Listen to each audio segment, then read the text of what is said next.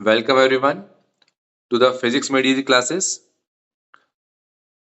इस वीडियो में हम स्टार्ट करने वाले हैं वर्क एनर्जी पावर का 11th numerical which is based on the topic work.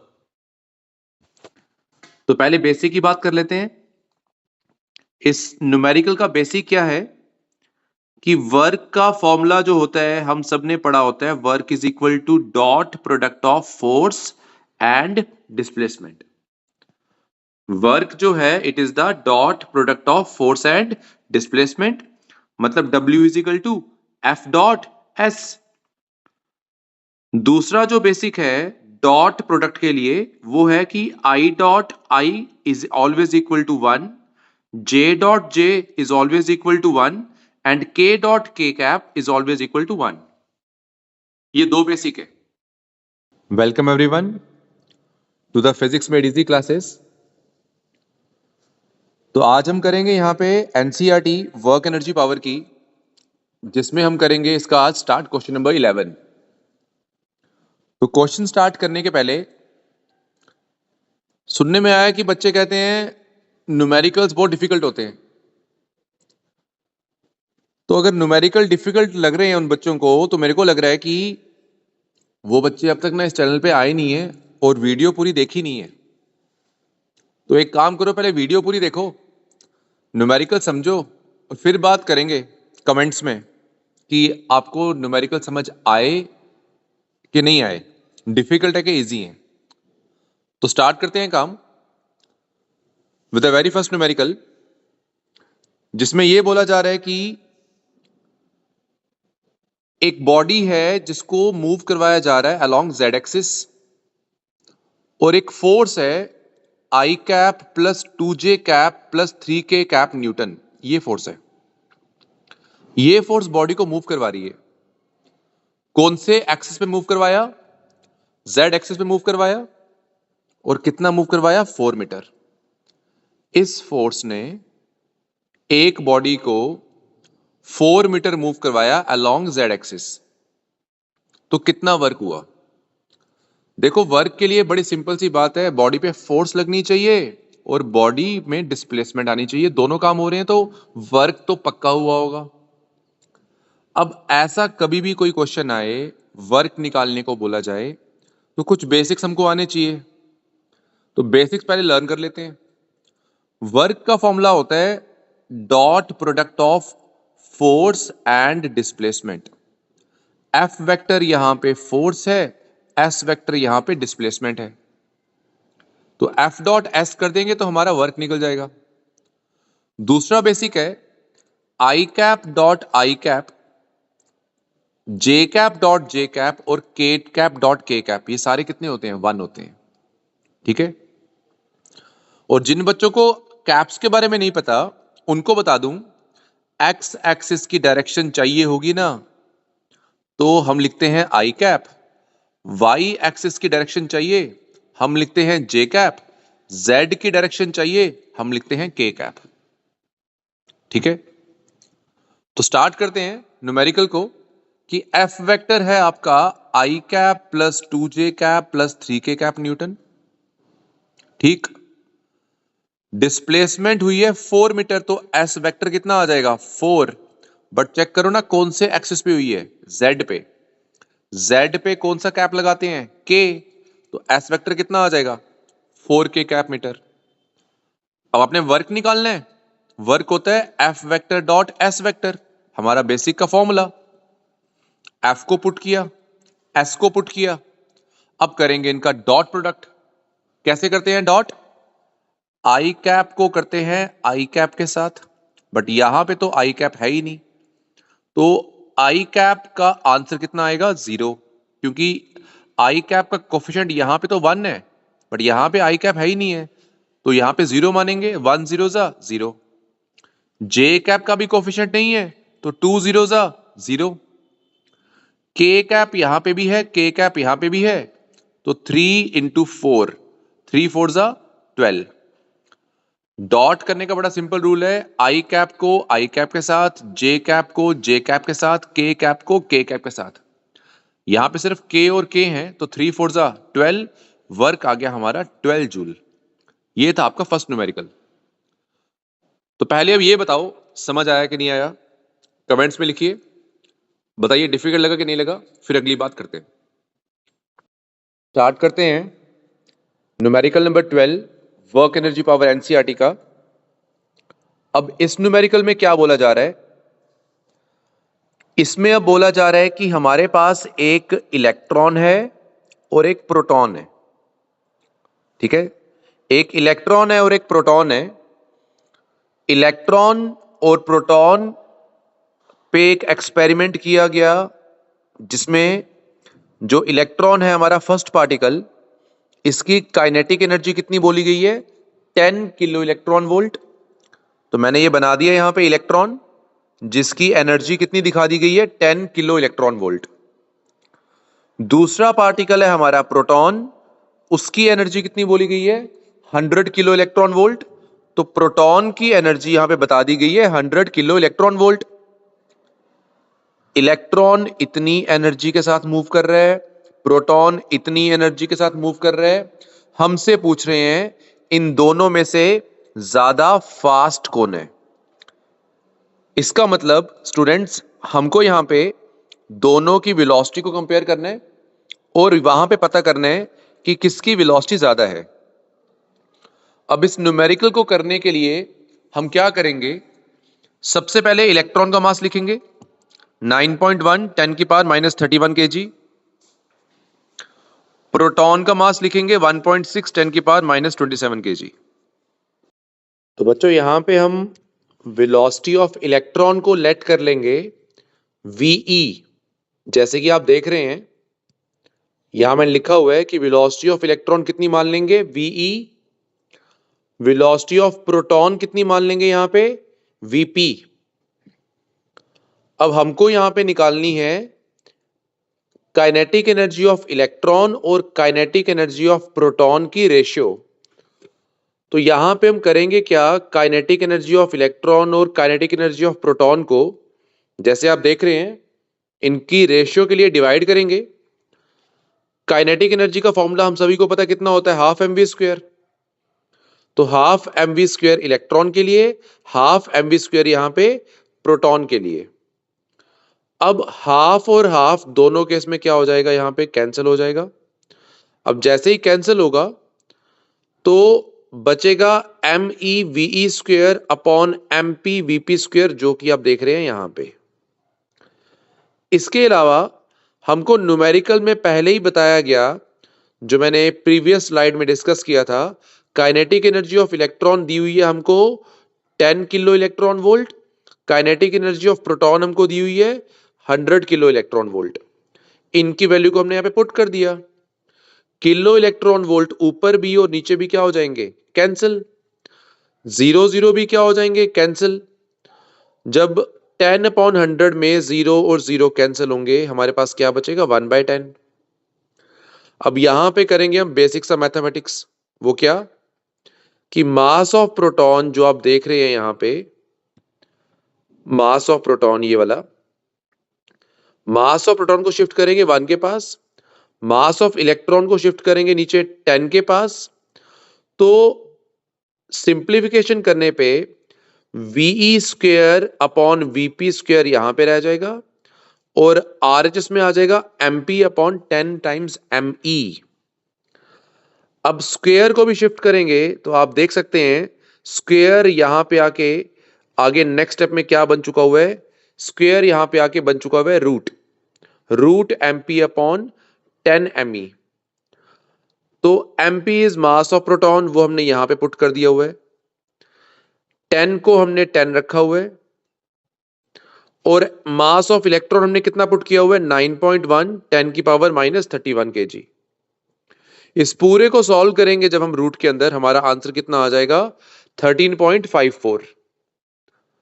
तो velocity of electron upon velocity of proton की जो रेशियो हमारे पास आ रही है, वो रेशियो कितनी आ रही है, ये रेशियो हमारे पास आ रही है 13.54। ठीक है, तो जब भी रेशियो आपकी 1 से बड़ी आती है, जो कि ये 13 आ रही है, इसका मतलब न्यूमरेटर बड़ा है और डिनोमिनेटर छोटा है। तो velocity of electron is greater than velocity of proton. ये हमारा यहां पे आ गया आंसर। तो आई होप सबको न्यूमेरिकल नंबर 12 समझ आ चुका होगा। अब स्टार्ट करेंगे न्यूमेरिकल नंबर 13 एनसीईआरटी का। तो यहां पे हम स्टार्ट कर रहे हैं question number 13 work energy power का। अब इसमें बोला जा रहा है कि हमारे पास एक रेन ड्रॉप है, ठीक है, जिसका रेडियस है 2 mm। तो हम यहां पे अज्यूम कर लेंगे कि हमारे पास एक रेन ड्रॉप है, वो आप मान लेंगे कि ये एक रेन ड्रॉप है जो हम स्टडी करने वाले हैं। इस रेन ड्रॉप का जो अपना रेडियस है वो कितना दिया हुआ है हमको, वो दिया हुआ है हमको यहां पे 2 mm।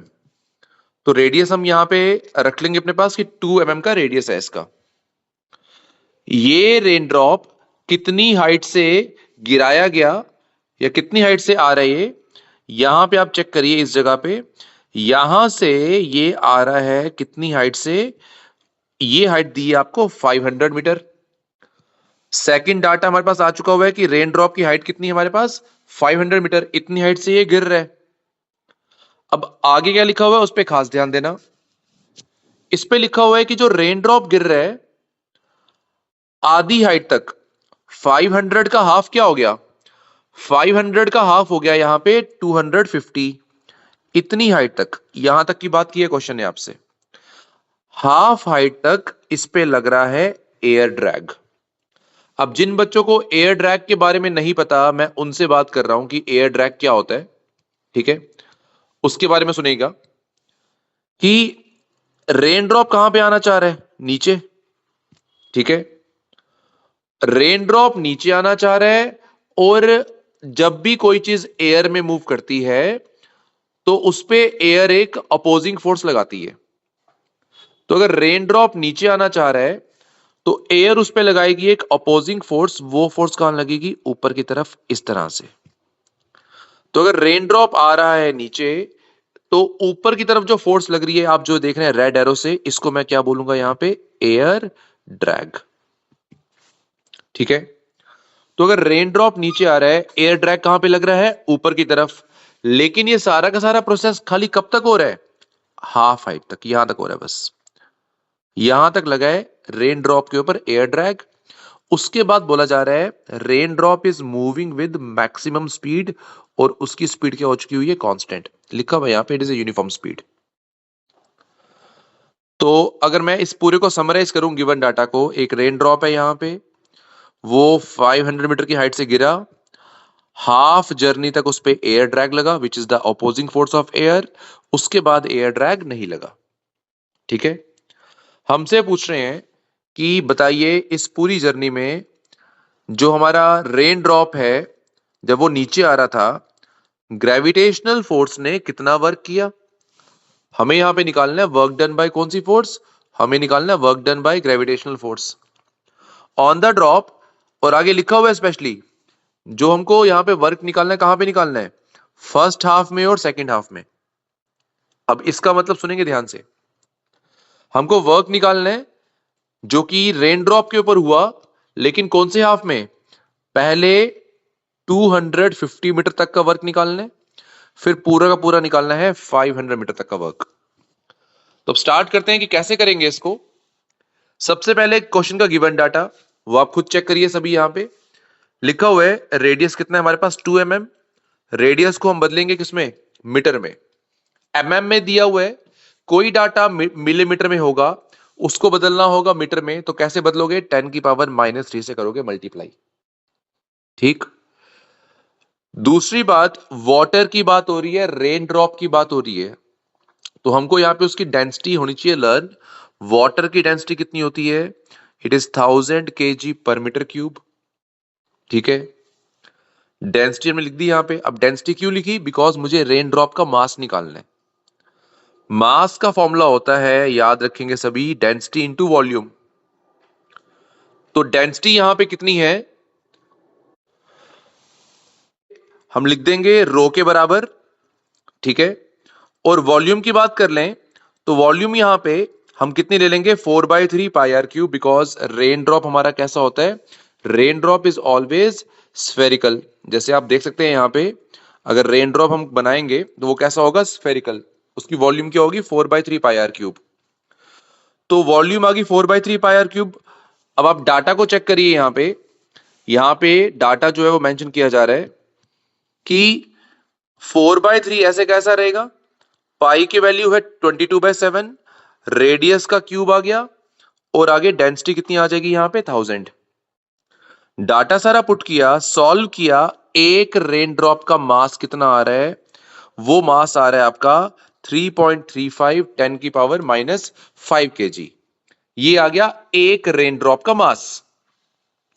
अब मास क्योंकि हमारे पास आ चुका हुआ है, कंसेप्ट सुन लो खाली, मास आ चुका हुआ है, हमें यहां पे क्या निकालना है, ग्रेविटेशनल वर्क। हमें निकालना है ग्रेविटेशनल वर्क। ग्रेविटेशनल वर्क का फॉर्मूला क्या होता है, वो होता है, याद रखेंगे, mgh। ठीक है, क्या होता है वो, हमेशा mgh। तो यहां स्टार्ट करेंगे हम फर्स्ट पार्ट, कि जहां पे हमको वर्क निकालना है ग्रेविटेशनल फोर्स का फर्स्ट हाफ में।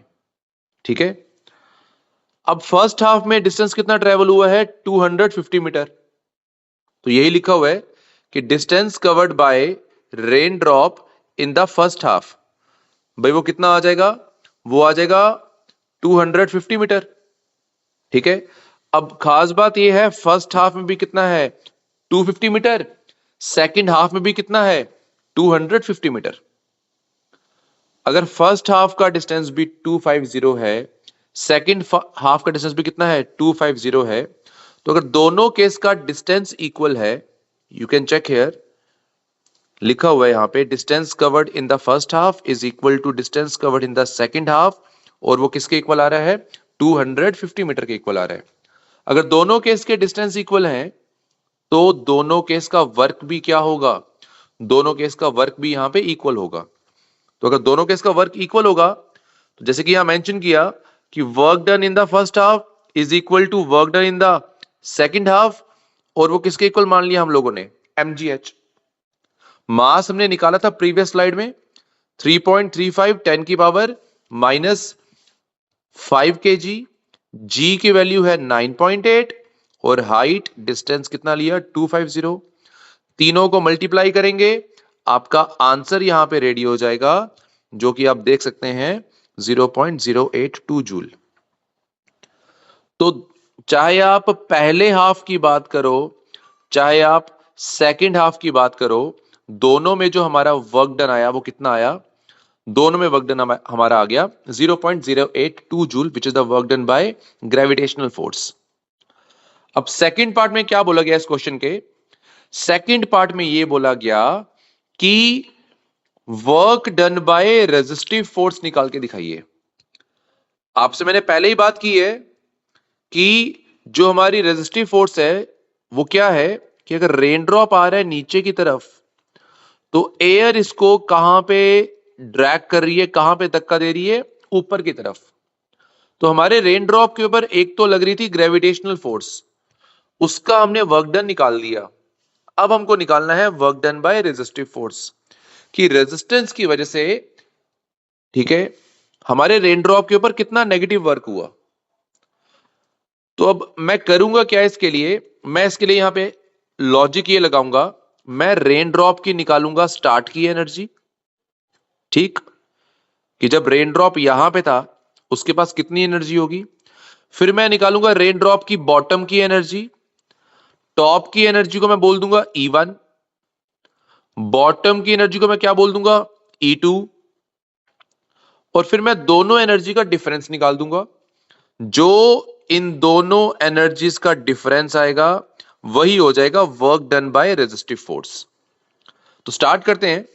पहले हम निकालेंगे यहां पे स्टार्ट की एनर्जी, टॉप पे जब था हमारा रेन मॉलिक्यूल। तो स्टार्ट में जब हमारा जो रेन ड्रॉप है वो यहां पे था, उसके पास कितनी एनर्जी होगी, mgh।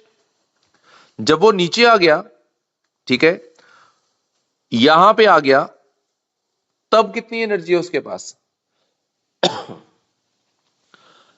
क्वेश्चन में मेंशन किया हुआ है कि जब वो ग्राउंड पे स्ट्राइक किया रेन ड्रॉप, तो उसकी जो वेलोसिटी है वो मेंशन की हुई है क्वेश्चन में, वो है 10 मीटर पर सेकंड। यहां पे रेन ड्रॉप की वेलोसिटी कितनी है जब वो ग्राउंड पे पहुंचा? It is 10 metre per second. तो यहां पे हम जो एनर्जी निकालेंगे रेन ड्रॉप की, वो कैसे निकालेंगे? वो निकालेंगे इसकी energy half mv square. Top की निकाली है mgh से, बिकॉज उसमें पोटेंशियल होगी। नीचे आ गया तब काइनेटिक होगी हाफ mv स्क्वायर। हाफ हमको पता है, मास की वैल्यू हमने निकाली है, वेलोसिटी इज 10। दोनों एनर्जीज को हमने क्या करना है? सॉल्व करना है, उनकी वैल्यूज निकालनी है। लास्ट में हमारा आ जाएगा work done by resistive force E1 minus E2। ये E1 ये E2 दोनों को माइनस किया, ये हमारा आ गया work done by resistive force. तो ये था हमारा न्यूमेरिकल नंबर 13। आई होप सभी को समझ आ चुका होगा। ठीक है, देखो हमारे 3 न्यूमेरिकल्स हो चुके हैं इस वीडियो में। सब बच्चे इन न्यूमेरिकल्स में एक काम जरूर करेंगे, मैं फिर से बोल रहा हूं, सिर्फ सुनिए मत, कॉपी पेन पास रखिए और इनको सॉल्व करिए, फायदा तो होगा। और लेक्चर पूरा एंड तक देखोगे तो बात समझ आएगी अच्छे से। ठीक, तो जिसका यहां तक पूरा काम कंप्लीट हो चुका हुआ है, अपनी कॉपी पेन खोलिए, इसको पहले सॉल्व करिए। ठीक है, जहां पे अटक जाओगे वहां पे फिर से सुनिए लेक्चर को और फिर सॉल्व करिए।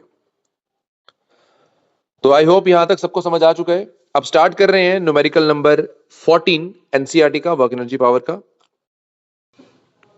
तो क्या बोला जा रहा है अब न्यूमेरिकल नंबर 14 में, जो एनसीईआरटी का नेक्स्ट न्यूमेरिकल है।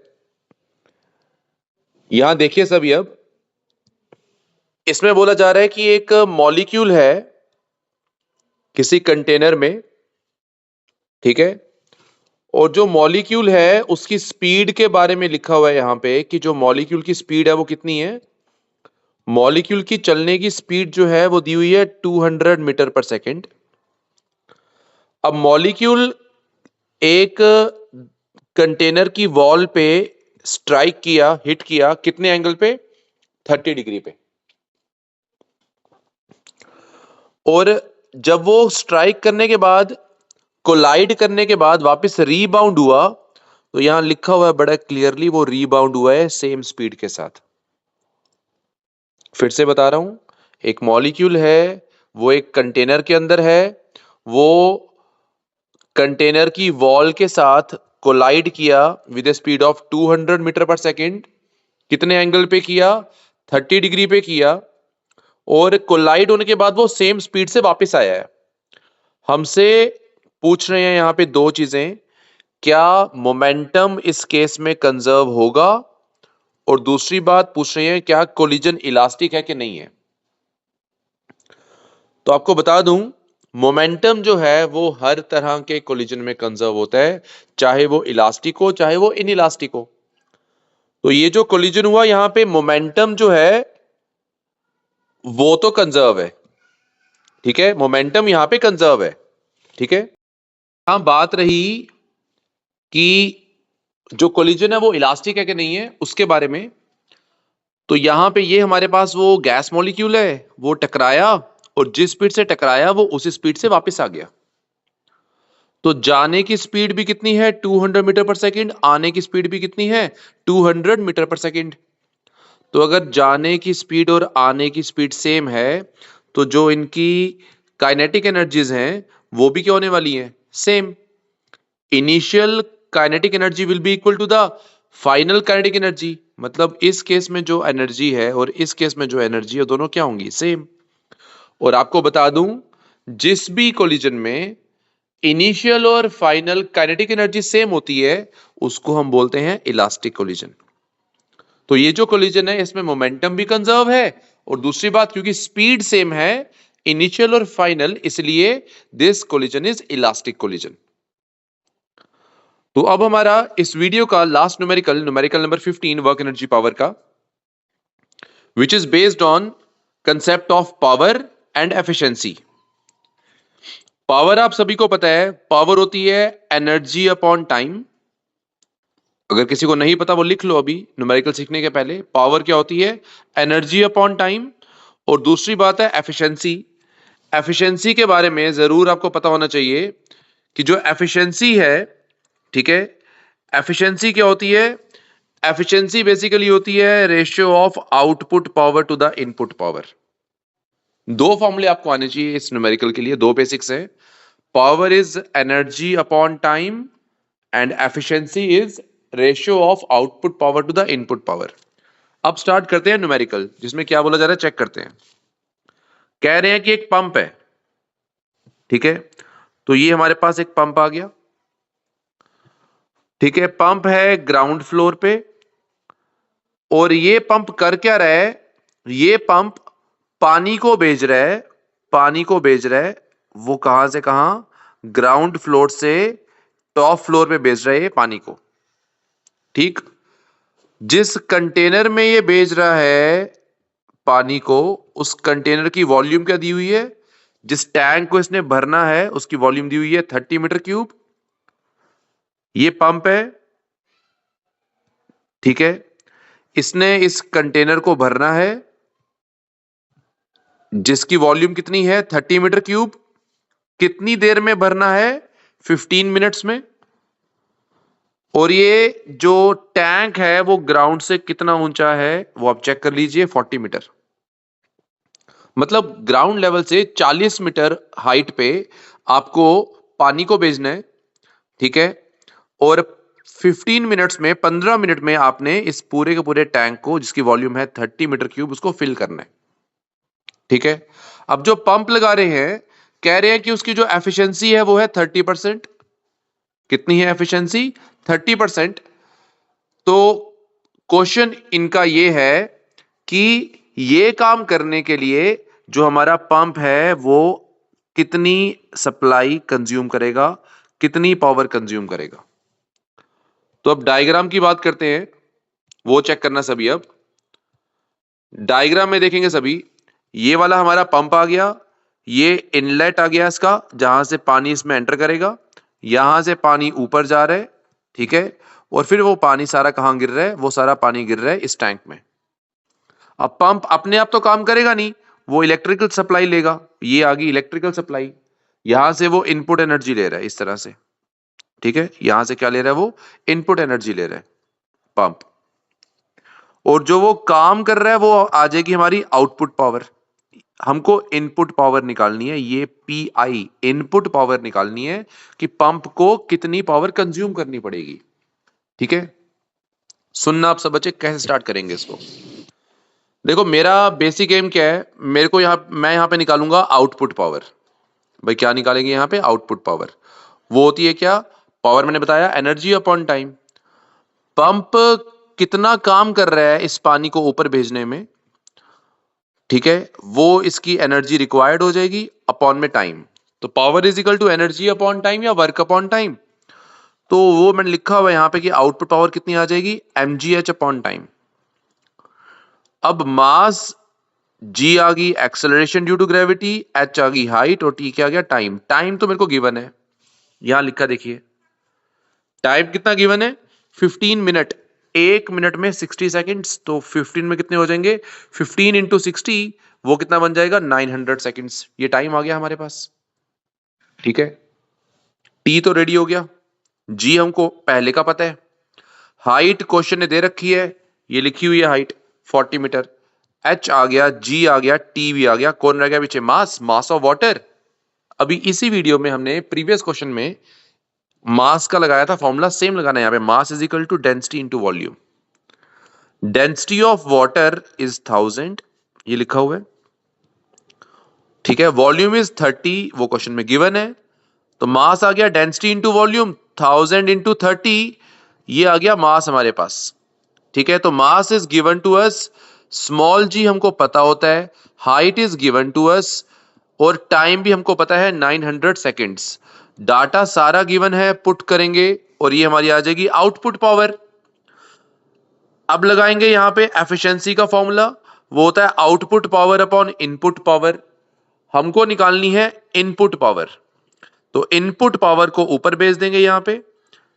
ईटा को, एफिशिएंसी ऑफ सिंबल ईटा होता है, जो एन की तरह लग रहा है आपको, ईटा, इसको आप नीचे भेजेंगे। तो आउटपुट पावर अपॉन ईटा, चेक करना ध्यान से, आउटपुट पावर है बिल्कुल सेम, सब कुछ ये उतार दिया मैंने, बिल्कुल सेम, ठीक है। बस नीचे एक ईटा यहां पे एक्स्ट्रा लगाया, 30%। 30 अपॉन में क्या लगा दिया 100। अब ये 2 0 कैंसिल, ये वाला 0 ये वाला 0 भी क्या हो जाएगा कैंसिल। बाकी आप पूरा सॉल्व करेंगे, आपका आंसर आएगा ये पूरा सॉल्व करने के बाद 43567 वॉट, जिसको हम बोल सकते हैं किलो वॉट में कन्वर्ट करने के लिए डिवाइड में करेंगे 1000, 43.567 किलो वॉट। ये आंसर वॉट में आया, इसको 1000 से डिवाइड किया, आंसर आ गया 43.567 किलोवाट। तो ये आपका आंसर था आज का। तो इस तरह हमारे जो न्यूमेरिकल नंबर 11 से लेकर 15 तक हमारे सारे एनसीईआरटी के न्यूमेरिकल्स इसमें कंप्लीट हो गए हैं। ठीक है, जिस बच्चे को यहां तक सारा काम समझ आया हो, काइंडली सॉल्व दिस अगेन, ताकि आपको पूरा फायदा मिले इस वीडियो का। ठीक है, इसको फिर से सॉल्व करिए एक बार, फिर आपको ये न्यूमेरिकल्स अच्छे से आ जाएंगे। बाकी नेक्स्ट न्यूमेरिकल्स 16 से 23 वो आपको मिलेंगे नेक्स्ट वीडियो में। इस वीडियो के लिए इतना ही। Thank you for watching.